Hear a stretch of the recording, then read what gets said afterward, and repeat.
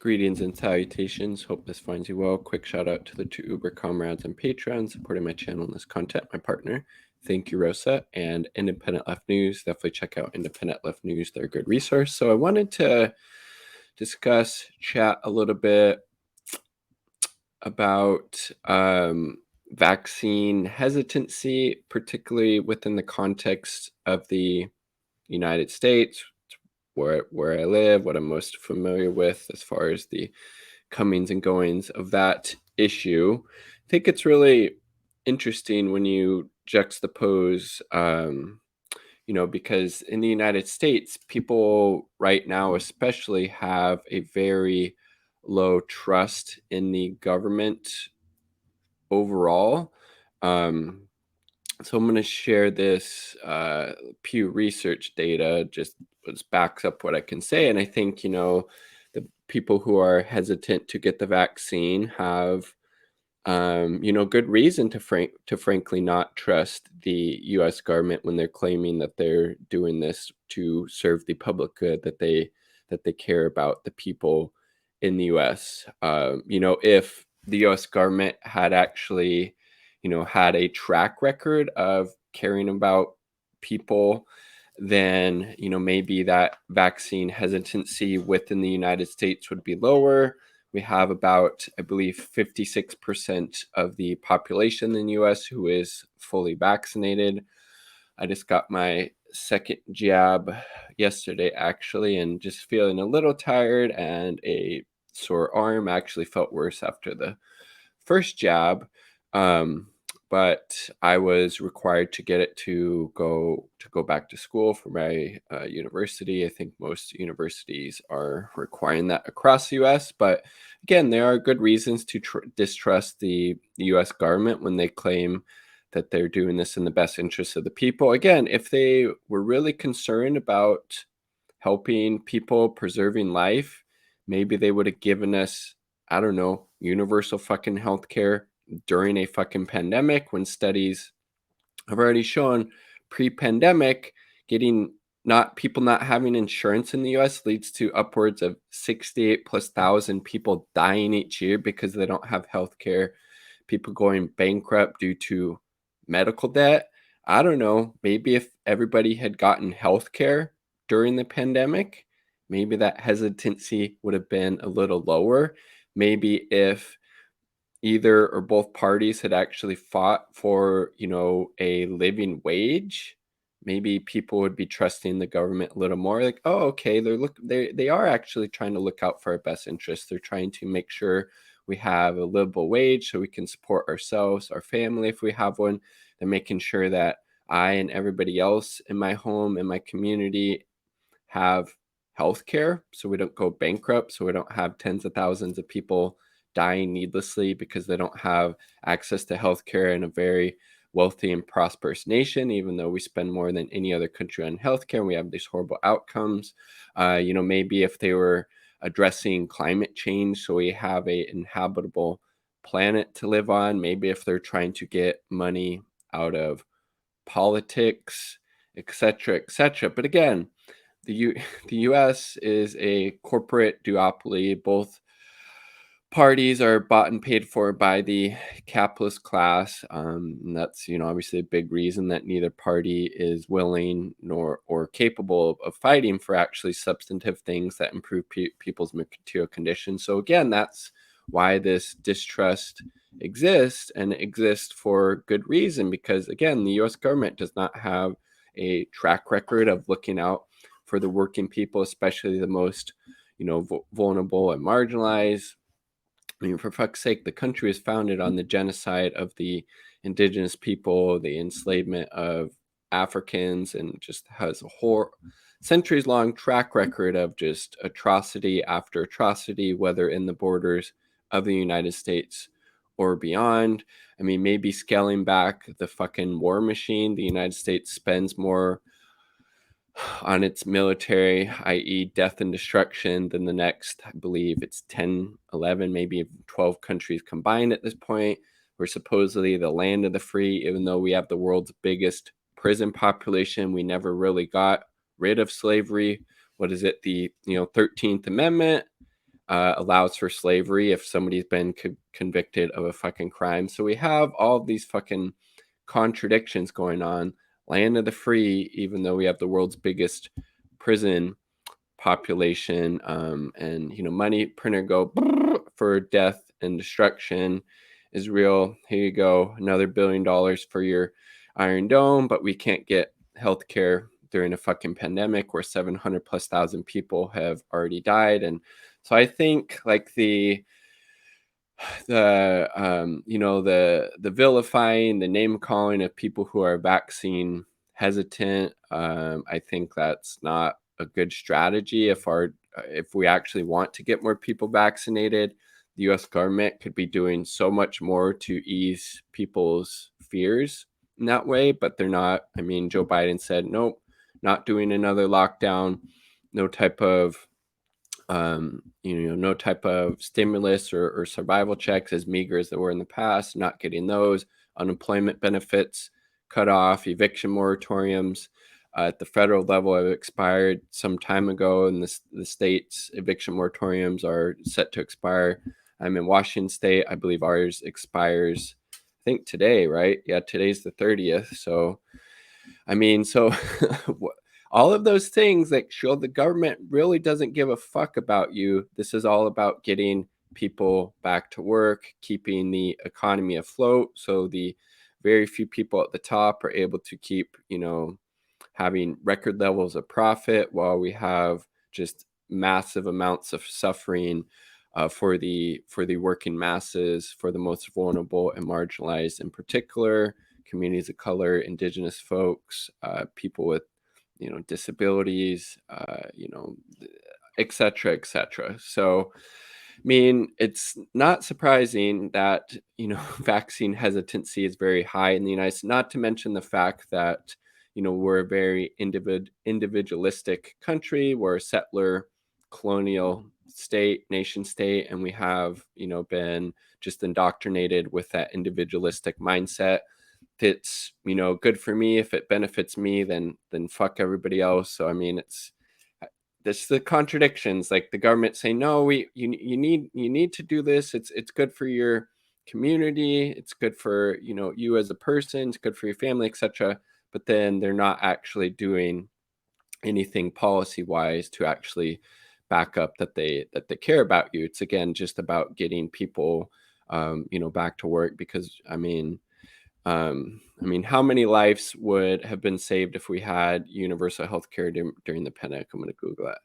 How many lives would have been saved in the US if during the pandemic, if we had universal health care?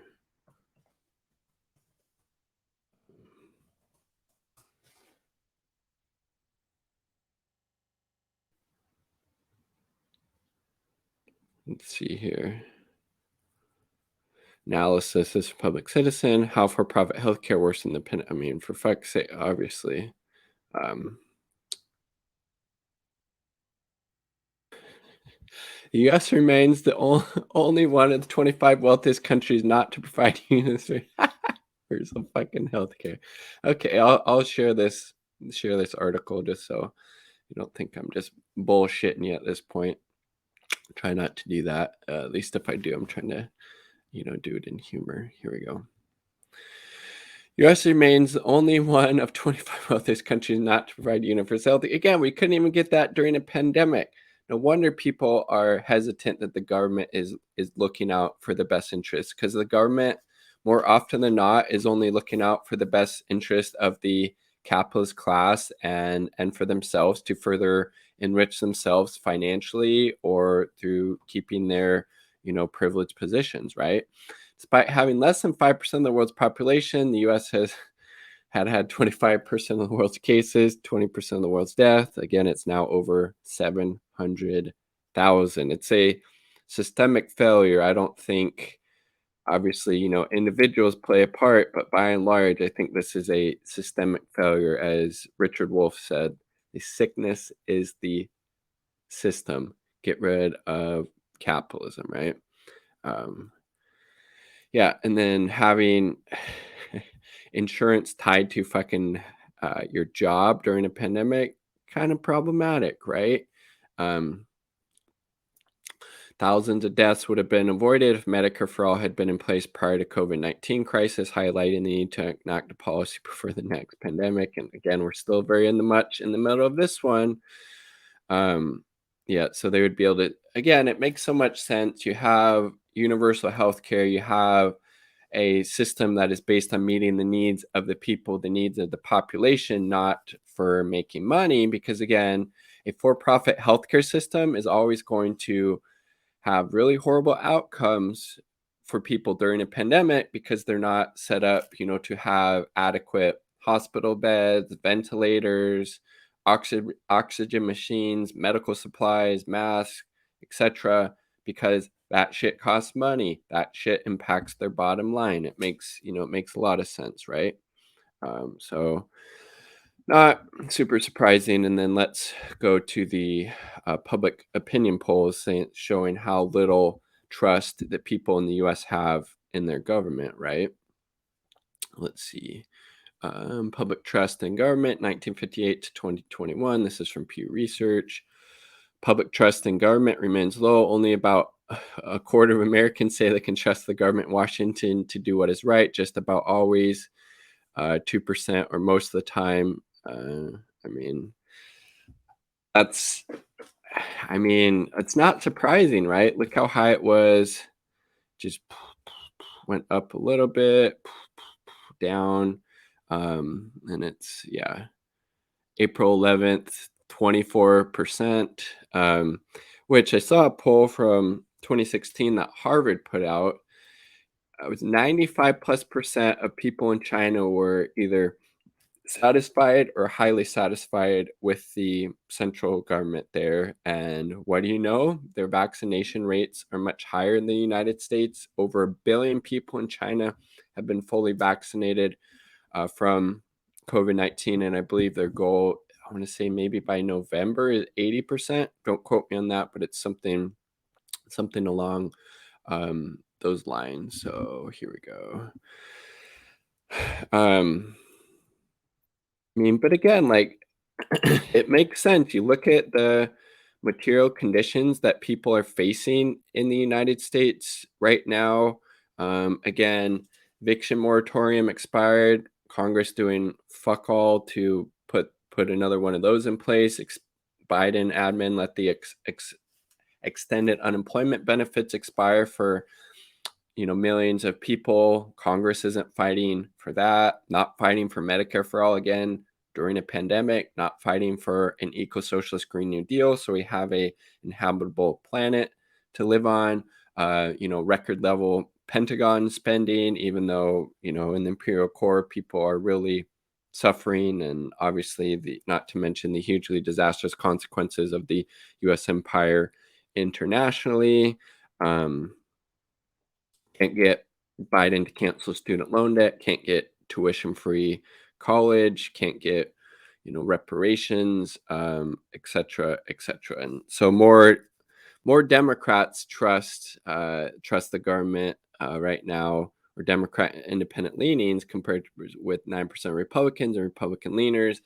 But it's basically whoever's in power. If you identify as being more Republican or conservative, you have Trump in office, you're going to trust the government more. Or if you're liberal leaning and Biden is in office, you're going to trust it more, which is what that says. Yeah, trust in government higher among members, a party that controls presidency.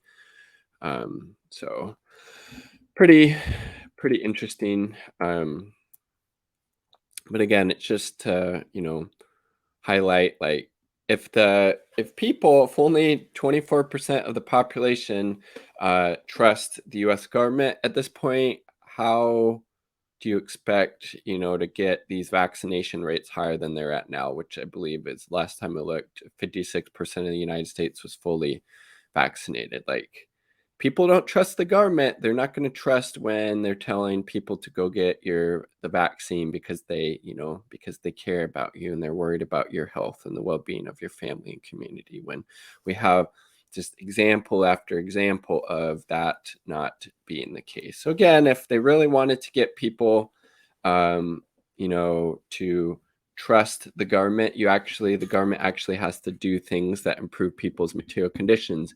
Make sure everybody has health care. Make sure everybody has housing. Make sure everybody who is working has a livable wage job with good benefits. Make sure you're looking after the needs of the most vulnerable, marginalized.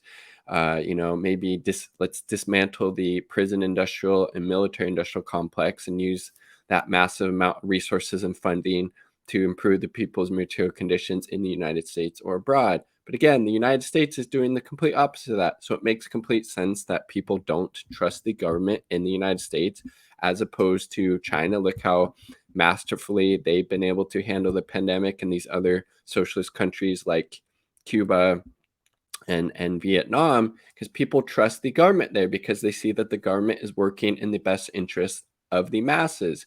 We don't have that in the United States. We have a capitalist hellhole where 700 plus thousand people have died, and the push to get people vaccinated is just the push to get people back to work. So we keep this capitalist death cult machine well fed and rolling. That's the reason the US government doesn't care about me or you. They're beholden to capital and upholding capitalism and white supremacy at any cost. So it's not surprising that people just distrust the government. I think you would be somewhat foolish to trust the US government at this point, right? Why would you trust the US government? They're not doing anything in the best interest of the masses, of the vulnerable and the marginalized. They're doing the complete opposite, right? Let me know what you think about this. Comment sections down below. Like the video if you like the damn video. Subscribe for more content. All part of the people. Peace. Much love.